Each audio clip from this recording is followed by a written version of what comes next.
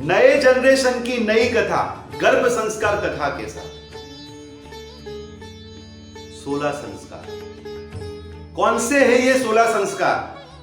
गर्भाधान संस्कार, पुंसंवन संस्कार, सीमंतो नयन संस्कार, जात कर्म संस्कार, नामकरण संस्कार, निष्क्रमण संस्कार, अन्नप्राशन संस्कार, चूड़ाकर्म संस्कार, विद्यारंभ संस्कार, कर्णवेद संस्कार, यज्ञोपवीत संस्कार, वेदारंभ संस्कार, केशान संस्कार, समावर्तन संस्कार, विवाह संस्कार और दान संस्कार।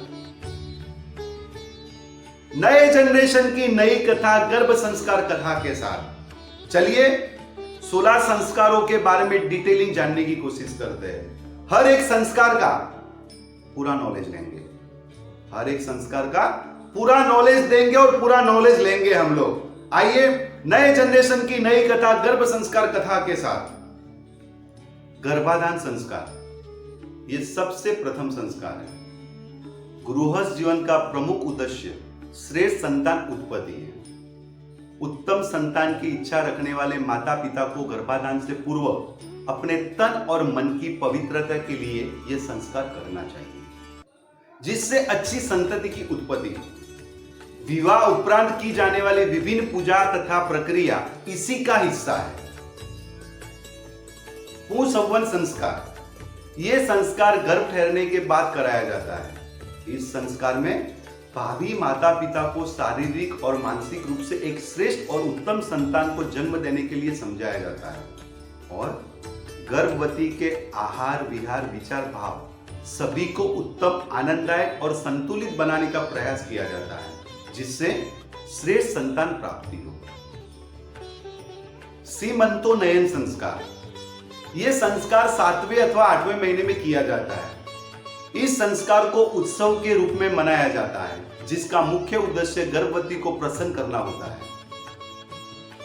सौभाग्यवती महिलाएं गर्भवती की मांग भरती है और गर्भवती तथा शिशु की रक्षा के लिए शुभाशीष देती है। जात कर्म संस्कार नवजात शिशु के नाल छेदन से पहले इस संस्कार को किया जाता है, जिसमें 2 बूंद घी तथा 6 बूंद शहद का मिश्रण गुरु मंत्र के साथ शिशु को चटाया जाता है और शिशु के बुद्धिमान, बलवान, स्वस्थ एवं दीर्घजीवी होने की प्रार्थना की जाती है। उसके बाद माता बालक को स्तनपान कराती है। नामकरण संस्कार बच्चे के 11वें दिन इस विधि को करने को शास्त्रों में दर्शाया है, जिसमें समग्र घर को शुद्ध किया जाता है और माता तथा बालक को भी स्नान कराकर शुद्ध करने के पश्चात यह संस्कार किया जाता है। बालक का नाम रखने के बाद घर के तमाम सदस्य उसके श्रेष्ठ व्यक्तित्व और संस्कारों के लिए ईश्वर से प्रार्थना करते हैं और शुभ आशीष देते हैं। निष्क्रमण संस्कार जन्म के पश्चात 4थे महीने में इस संस्कार को करने को दर्शाया गया है। बालक को पहली बार घर से निकाला जाता है। देवी देवता के तथा सूर्य चंद्रमा पंच महाभूत जिसको कहा जाता है, उनके दर्शन करवाते हैं और उनके जैसी तेजस्विता शिशु को प्राप्त हो ऐसी प्रार्थना की जाती है। 3 महीने तक बालक को घर में ही रखते हैं और उसके बाद धीरे धीरे बाहरी दुनिया के और समाज के संपर्क में लाते हैं। अन्नप्राशन संस्कार इस संस्कार को 6ठे महीने में मनाने का शास्त्रों में उल्लेख किया गया है। बालक को पेय पदार्थ, दूध के उपरोक्त अन्न देने के लिए तैयार किया जाता है। शुभ दिन शुभ मुहूर्त में शिशु के श्रेष्ठ शारीरिक और मानसिक विकास की प्रार्थना और मंत्रोच्चार के साथ इस विधि को करना चाहिए। अमृतम क्षीर भोजनम शास्त्रों में खीर को अमृत समान माना गया है, इसीलिए खीर से इस विधि को करना सबसे श्रेष्ठ है। चूड़ाकर्म संस्कार चूड़ाकर्म संस्कार को मुंडन संस्कार भी कहते हैं।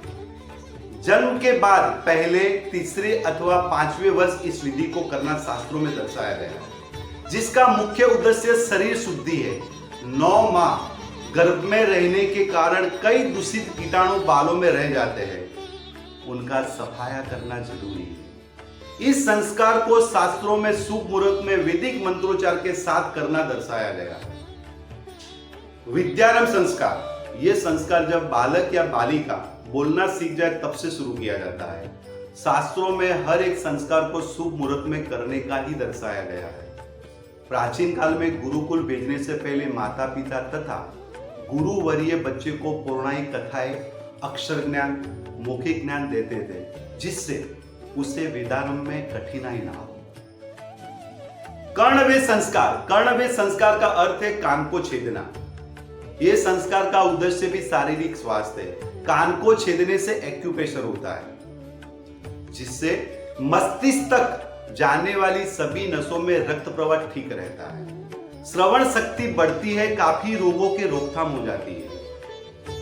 जननेंद्रिय को पुष्टि मिलती है और सौंदर्य हेतु आभूषण धारण कर सकते हैं। यज्ञोपवीत संस्कार, यज्ञोपवीत संस्कार को उपनयन संस्कार अथवा जनेऊ संस्कार भी कहते हैं। इस संस्कार का उद्देश्य धार्मिक और आत्मिक है।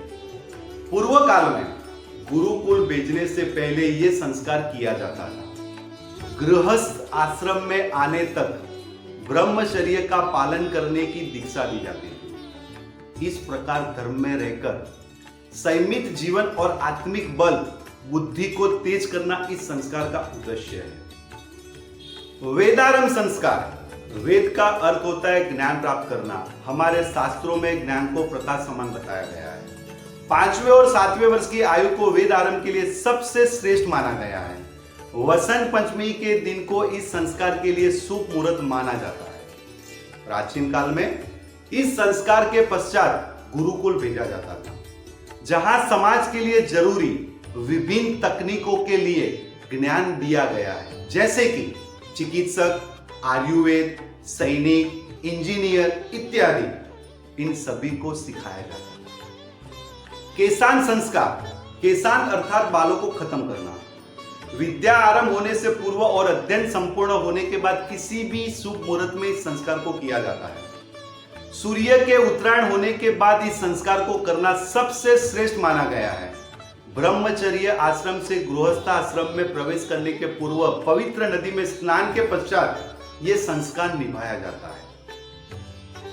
समावर्तन संस्कार, प्राचीन काल में यह संस्कार गुरुकुल से विदाई लेने के पूर्व निभाया जाता था। किसी शुभ मुहूर्त में पवित्र स्नान के बाद इस संस्कार को संपन्न करने का शास्त्रों में विधान है। अध्ययन संपूर्ण होने के पश्चात ब्रह्मचर्य आश्रम से गृहस्थ आश्रम यानी समाज में आने के लिए व्यक्ति को मनोवैज्ञानिक रूप से जीवन में आने वाले संघर्षों के लिए तैयार करना इस संस्कार का हिस्सा है।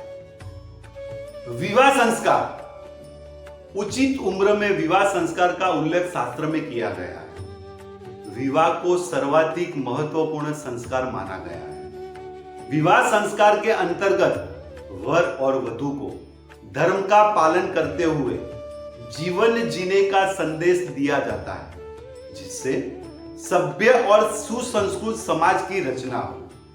इस संस्कार का उद्देश्य केवल सृष्टि के सर्जन में योगदान देना ही नहीं, बल्कि व्यक्तिगत मानसिक और आध्यात्मिक सिद्धि प्राप्त करना भी है। इस संस्कार से व्यक्ति पितृ ऋण से मुक्त होता है। अंत्येष्टि संस्कार, अंत्येष्टि संस्कार को अंतिम संस्कार अथवा अग्नि परिवहन संस्कार नाम से भी जाना जाता है। मृत्यु के साथ व्यक्ति नष्ट हो जाता है, इसीलिए इसे अंतिम संस्कार कहा गया है।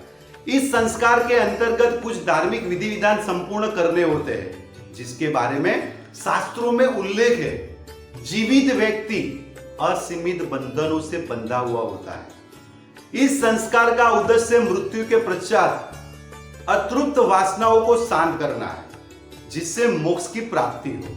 मृत शरीर को अग्नि दहन द्वारा खत्म करने के पीछे पर्यावरण शुद्धि का भी हेतु है। नए जनरेशन की नई कथा गर्भ संस्कार कथा के साथ आपको गर्भ संस्कार क्या है उस रिलेटेड सब कुछ बता दिया। इसकी डिटेल जानकारी के लिए आप हमें कॉल कर सकते हैं। नए जनरेशन की नई कथा गर्भ संस्कार कथा के साथ, नए जनरेशन की नई कथा गर्भ संस्कार कथा के साथ वो भी मुकेश मोड गर्भ संस्कार कोच के साथ।